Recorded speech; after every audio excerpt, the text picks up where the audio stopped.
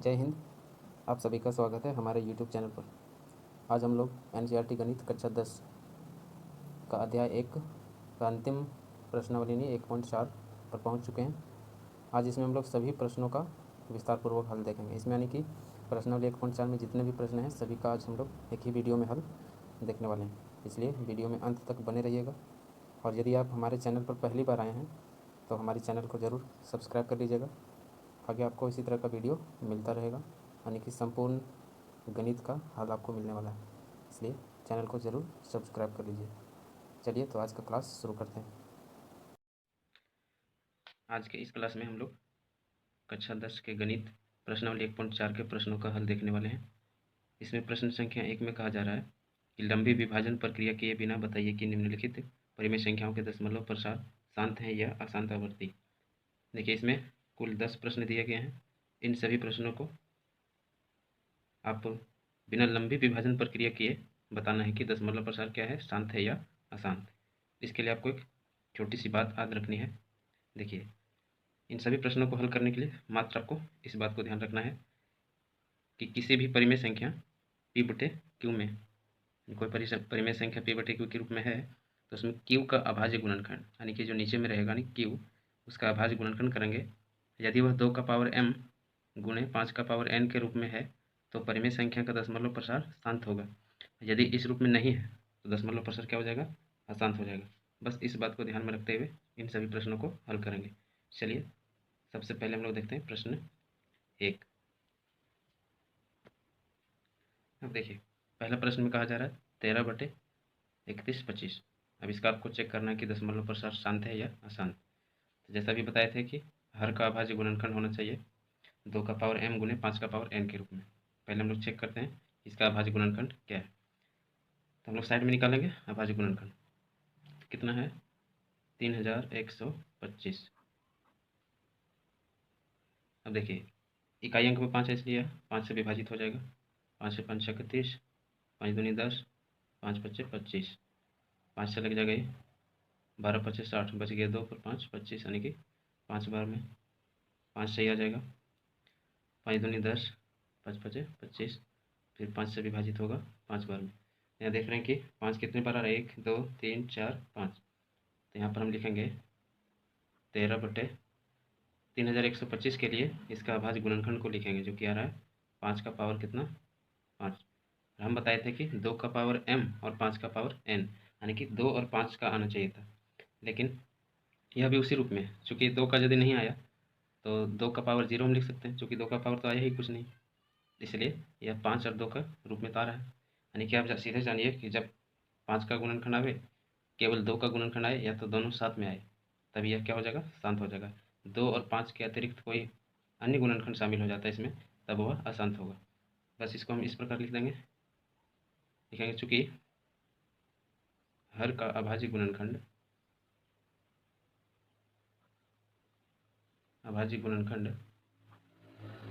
2 का power m गुणे 5 का पावर n के रूप में है,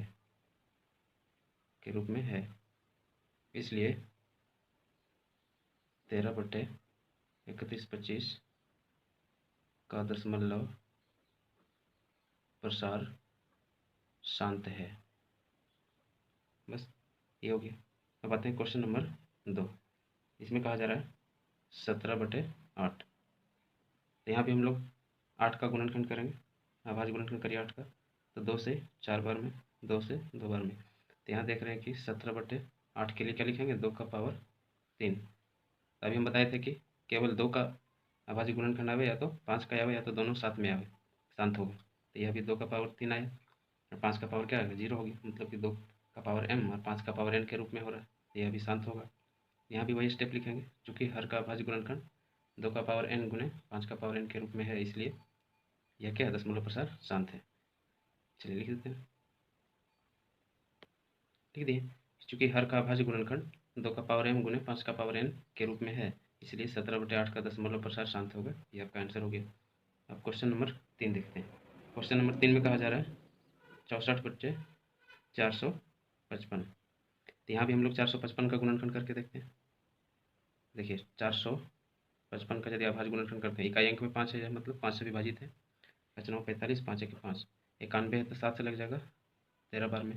अब चूंकि यह आगे विभाजित नहीं होगा तो हम लिख सकते हैं इसका 64/5 का पावर 1 आया, 7 का पावर 1 आया और 13 आया। तो यहाँ देख रहे हैं कि केवल 2 और 5 का गुणनखंड ना आया करके 7 और 13 भी है, इसलिए यह क्या हो जाएगा आपका दशमलव प्रसार आसान हो जाएगा।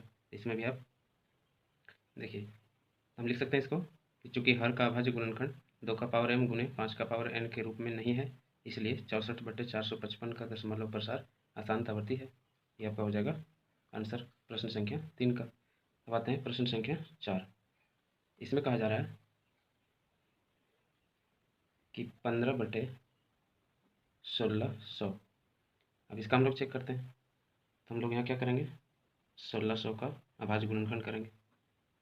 सबसे पहले 2 से लगाएंगे तो यह 800 हो जाएगा, 2 से ये 400 हो जाएगा, 2 से लगाएंगे 200 बार में, 2 से लगाएंगे 100 बार में, 2 से ही 50 हो जाएगा, 2 से 25 और 5 से लगाएंगे तो ये 5 बार में हो जाएगा। तो इस प्रकार यहाँ देख रहे हैं कि 1600 का अभाज्य गुणनखंड क्या रहा है, 2 का पावर 1 2 3 4 5 6, यानी कि 2 का पावर 6 गुने 5 का पावर क्या रहा है 2। तो यह हो गया 2 का पावर m गुने 5 का पावर n के रूप में। तो इसको लिख सकते, चूँकि हर का अभाज्य गुणनखंड 2 का पावर m गुने 5 का पावर n के रूप में है, इसलिए 15/1600 का दशमलव प्रसार क्या होगा, शांत होगा।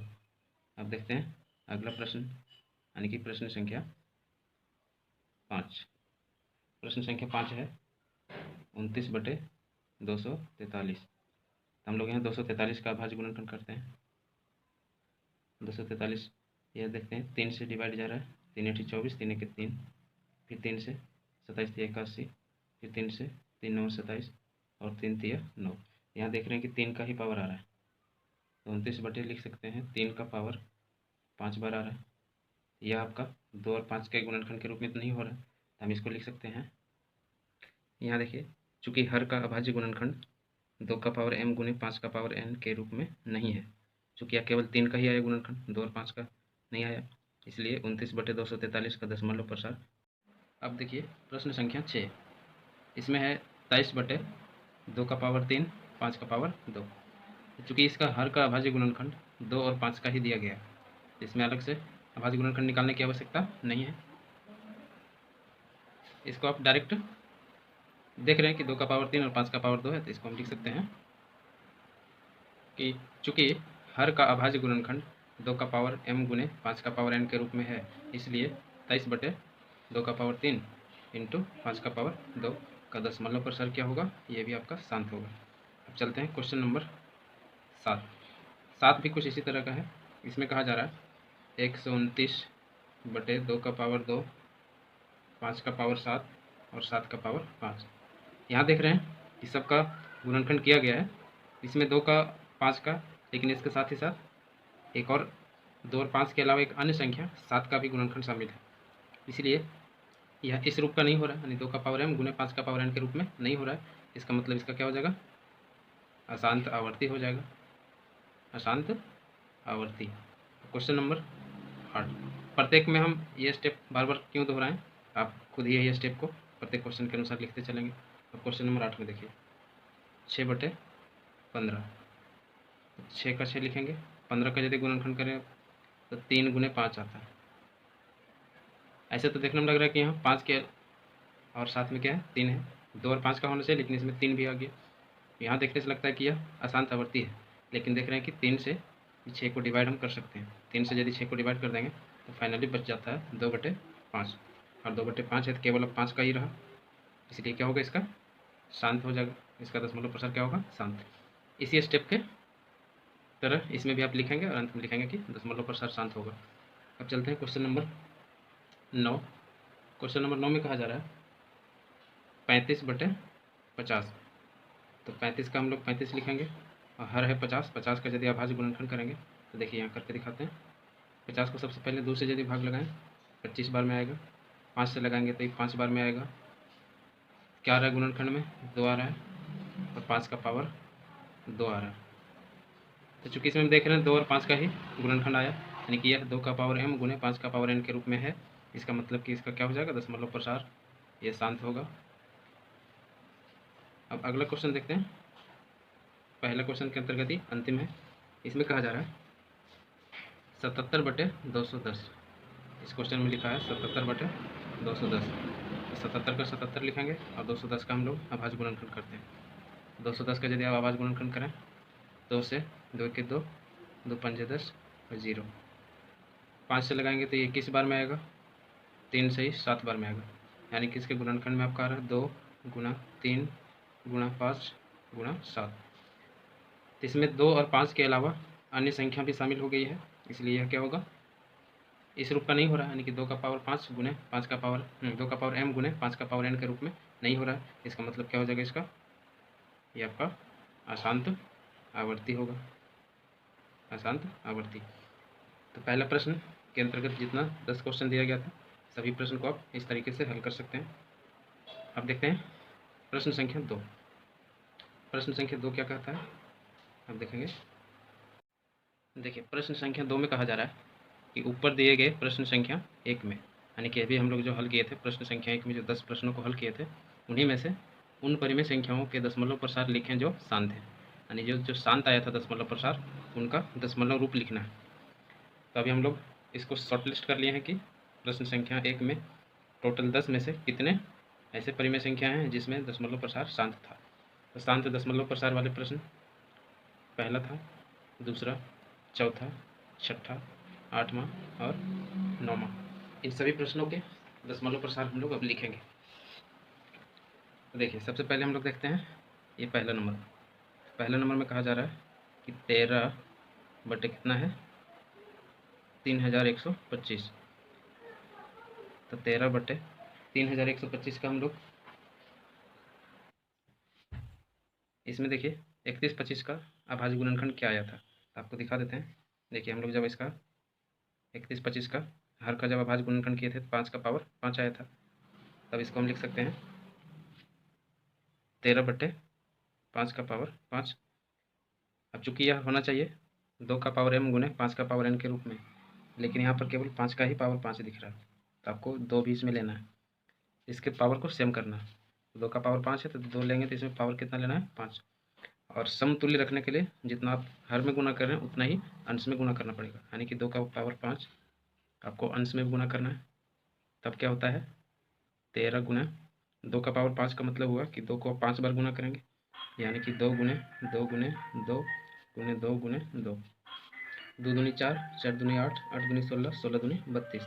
ये आपका मिल जाता है 32। और घातांक के नियम के अनुसार जिसका पावर यदि सेम हो, यानी कि घात समान हो, तो उसके बेस जो हैं गुना हो जाते हैं। तो 5 और 2 गुना हो जाएगा, कितना हो जाएगा 10, और 10 का घात कितना हो जाएगा 5। अब इसको आगे बढ़ाते हैं। अब 32 में यदि 13 को गुना करिए, 32 और 13, तो 32 दिया हो जाएगा 96, और 32 इकाई 32, तो ये बचा 6, 9 2 11 का 1, बाकी 1, 3 और 1 4, ये आता है 416 बटे 10 का पावर 5। 10 का पावर 5 को आप लिख सकते हैं 1 पर 5 0। जब इसको आप डिवाइड करिएगा तो आपको पता है कि शून्य वाली केवल संख्या से यदि किसी संख्या को डिवाइड किया जाता है, उसका डायरेक्ट नियम याद रखिए। तो ऊपर में जो संख्या दी गई उसको लिखिए 416, और यहाँ जितने ही शून्य नज़र आ रहा है उतने अंकों के बाद आप दशमलव लगा दीजिए। यहाँ शून्य की संख्या है 1 2 3 4 5, यहाँ भी 5 अंक गिन के दशमलव लगा देंगे। तो यहाँ 1 2 3 संख्या ही है, 5 बनाने के लिए आप इसके पीछे 0 लगा सकते हैं, 4 हुआ 5। अब 5 संख्या हो गई। अब यहाँ क्या करेंगे, दशमलव लगा देंगे, और पीछे भी आप एक शून्य लगा देंगे। तो 416 को यदि आप 1,00,000 से भाग करके भी देखिएगा तो इतना ही प्राप्त होगा। तो इस शांत दशमलव प्रसार था, तो इसका दशमलव प्रसार क्या प्राप्त हुआ, 0.00416। ये आपका हो गया आंसर। अब एक और शांत वाला क्या था उसको देखते हैं। शांत दशमलव प्रसार वाला आपका दूसरा नंबर का था। दूसरा नंबर में है 17/8। 17/8, तो यदि आप 17 लिखें और 8 का अभाज्य गुणनखंड करिए तो 2 का पावर कितना आ जाएगा 3। तो हम बताए थे कि यदि केवल एक ही संख्या दिखे, यानी कि केवल 2 दिखे, तो इसके साथ में आपको 5 वाला भी लगा लेना। तो 2 का पावर 3 है, 5 का पावर भी कितना रखना है 3, चूँकि दोनों का पावर को सेम करना है। समतुल रखने के लिए 5 का पावर 3 नीचे गुना किए तो ऊपर भी 5 का पावर 3 ही गुना करना पड़ेगा।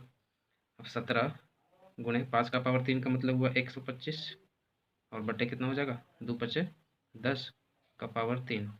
और जब 125 में 17 को गुना करेंगे तो देखिए 125 गुने 17, 5 सत्ते 35 के 5, बाकी बचा 3, 12 सत्ते 84 और 3 87 और 125, 3 हो गया 5, 7 5 12, 8 2 10 और 1 11, यानी आपका 21 25 हो रहा।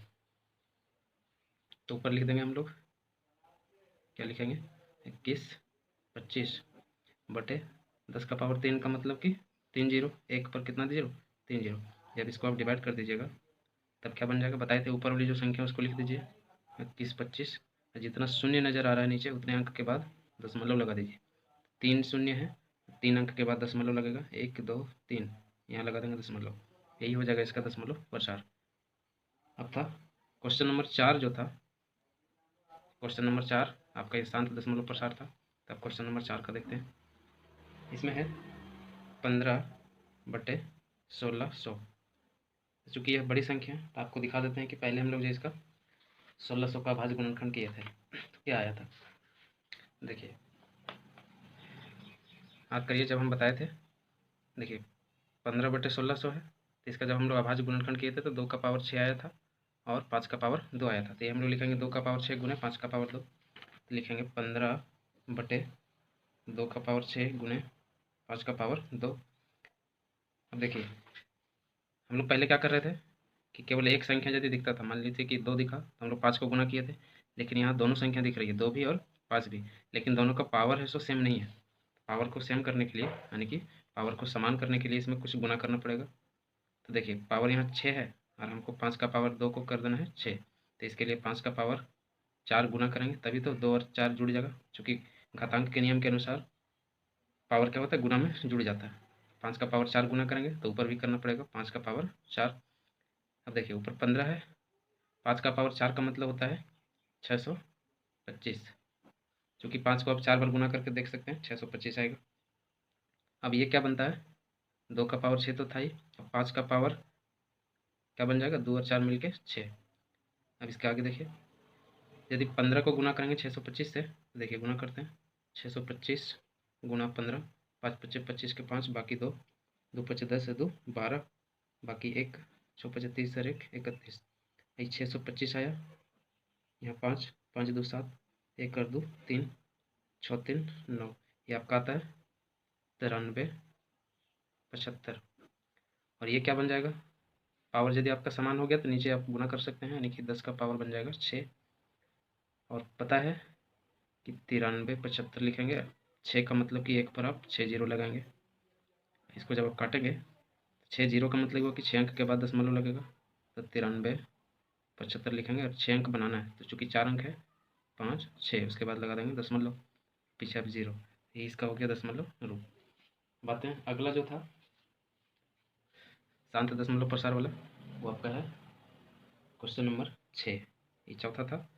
पाँचवा आपका अशांत आवर्ती था। अब छठा प्रश्न में है 23 बटे 2 का घात 3 और 5 का घात 2। चूँकि यहाँ स्पष्ट दिख रहा है कि 2 और 5 का ही घात आया हुआ है, लेकिन दोनों का जो घात है सो समान नहीं है, तो इसको हम ऐसे लिखेंगे 23 बटे 2 का घात 3 गुणे 5 का घात 2। चूँकि 3 लाना हमको, तो 1 और 5 यदि गुना कर देंगे तो 5 का घात 1 और 2 मिलकर क्या बन जाएगा 3। तो यदि 1 5 नीचे गुना किया तो ऊपर भी 5 गुना करना पड़ेगा, तो 23 को 5 से गुना करेंगे तो 115 हो जाएगा। और यहाँ देखिए अब क्या बन जाएगा, 2 का घात 3 और 5 का क्या बन जाएगा 3, ऊपर आपका 115 बटे 2 और 5 को गुना करेंगे तो 10 का पावर 3। इसका मतलब हुआ कि 115 बटे 1000, जब इसको डिवाइड करिएगा तब 3 अंक के बाद पॉइंट आ जाएगा, यानी कि 115 में यहाँ पॉइंट लगा देंगे, तो उसके पीछे खाली है तो जीरो लगा देंगे। ये आपका हो गया क्वेश्चन नंबर 6 का दशमलव रूप।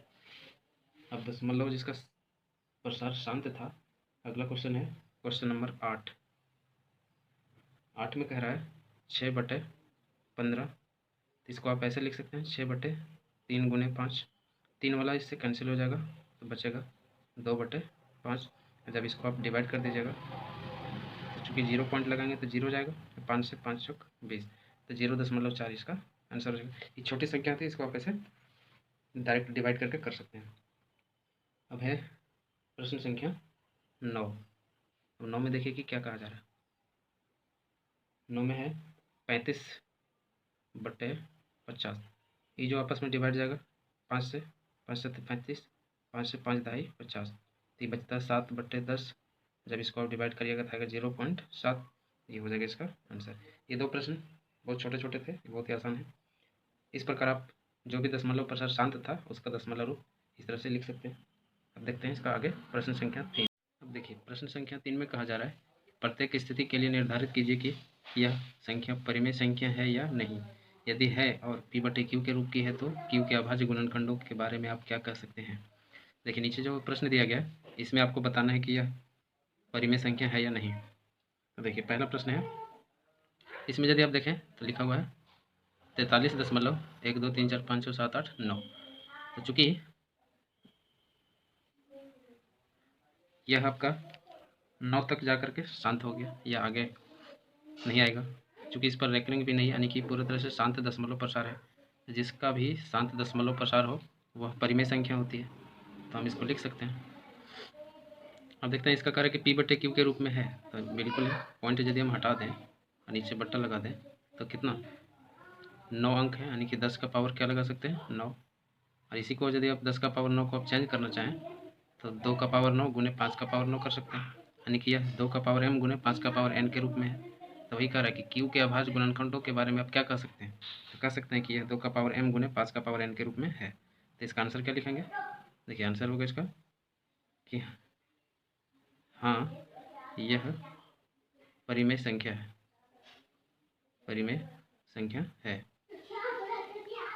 तथा Q का अभाज्य गुणनखंड